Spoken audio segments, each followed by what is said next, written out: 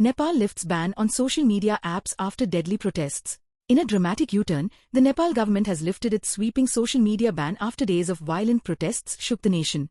The ban, which had blocked access to 26 popular platforms including Facebook, Instagram, YouTube, WhatsApp, X, Twitter, and LinkedIn, sparked massive youth-led demonstrations that turned deadly. Why was social media banned? The ban was initially enforced after global platforms failed to register with Nepal's Ministry of Communication and Information Technology as mandated under new laws.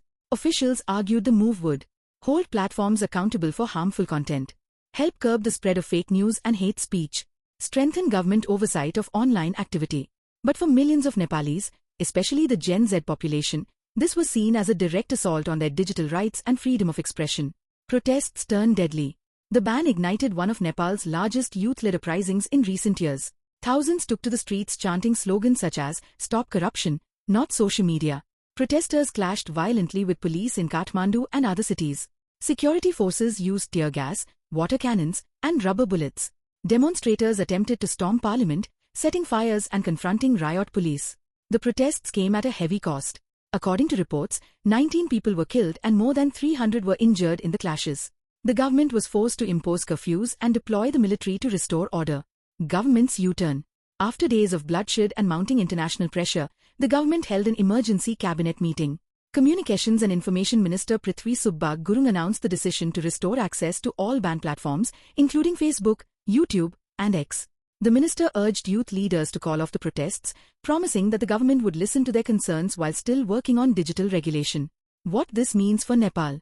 The lifting of the ban has temporarily calmed tensions, but the underlying issues remain unresolved. Digital freedom versus regulation. The clash highlights how governments struggle to balance regulation with free expression. Youth power.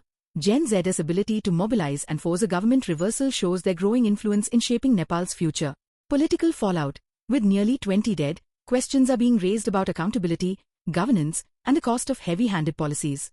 Final thoughts. Nepal's attempt to silence social media backfired, igniting a deadly crisis that ultimately forced the reversal. The episode stands as a powerful reminder.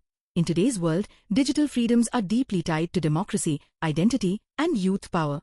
For now, Facebook, Instagram, YouTube, and other apps are back online, but the fight over who controls Nepal's digital space has only just begun.